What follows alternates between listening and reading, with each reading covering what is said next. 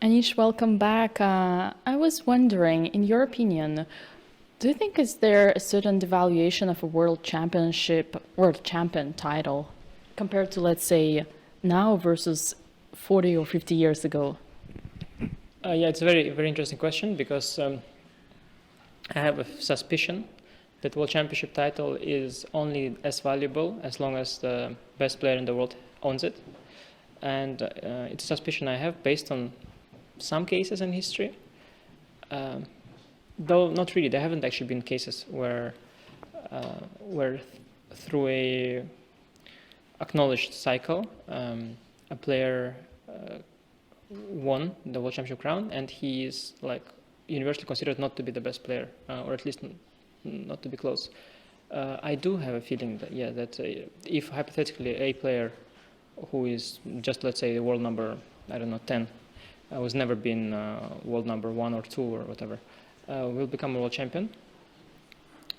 I do think that his title will have less value when it comes to attracting sponsorship and other kind of things, unless he is able to confirm his status by winning tournaments. But right now, for many years, Magnus is the world champion, and when he has the best rating, plays the best chess, and has the title, and the full package is really nice for him. But yeah, so I don't think I think the title has to go with together with the player who shows that he is worth it. But I'm not sure. We'll see. So basically, we'll only get to see that if somebody significantly lower rated than Magnus beats him in a match. It should be a great achievement, but I'm not sure that then that person will suddenly magically replace and just take over the whole situation. But I don't know. So it's either Magnus stays or he somehow becomes extremely weaker than he is nowadays. Yeah, no, not necessarily weaker. Somebody else becomes stronger. Or, for example, when he played the match with Fabi, if you remember, Fabi won a lot of rating, and when they played the match, there was like a difference was a couple of rating points. If Fabi would have won a classical game in the match, Fabi would be world number 1. So if Fabi at the time would have become world champion, would have also become number 1, he would have been considered a legitimate world champion, and he was then able to continue playing this well and show that he is at least close to the level of Magnus, if better, obviously. But even if he would drop a bit, if he would still remain, let's say, he would be considered legitimate for sure. Not just legitimate, but also as worthy of a world champion as is Magnus. And right now we also have, it might be something different. First of all, there are some younger players who are progressing very fast, like Firuza, who could prove to be very good. Of course, I hope someone like myself will do very, very well at some point, but it is obviously a little less likely than that. But it's possible that at some point Magnus loses motivation and then somebody else starts growing. For example, when Kasparov left, Topalov has experienced huge growth while being not very young. So it is possible because these players like Topalov and Nanda Kramnik, they're world champions that are acknowledged, established, and so on and so forth. But especially once Kasparov left, someone like Vishy sort of got to rule the chess world for a bit very convincingly. So I think that could still very much happen.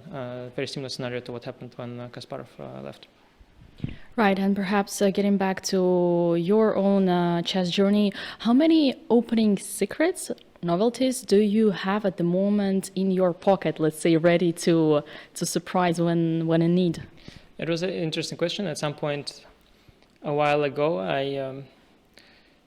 I had a moment when I played a lot of events online, and I briefly paused productive work on chess. In a way, I was still working on chess, but it was less productive. And at some point, Magnus played some idea against someone, and I was walking, to throw the garbage with my wife on the street, and I just looked at the phone. I saw the game of Magnus, and I told her that, this is the last novelty I had, and now it's been played, and I have nothing anymore.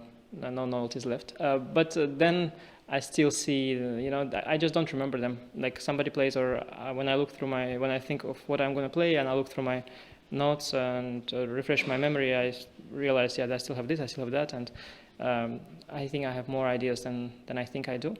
And I think it's very important when you work a lot to be able to remember your ideas. When you, let's say, have to face someone that you recall, you can choose one of those ideas, because sometimes you have ideas that you forget and you only remember once the opportunity is gone. I really like the comparison or the illusion that you were throwing the garbage and Magnus was throwing your idea. No, it's literally the true story. Yeah, that's why I like it. Yeah, there is some symbolism in there.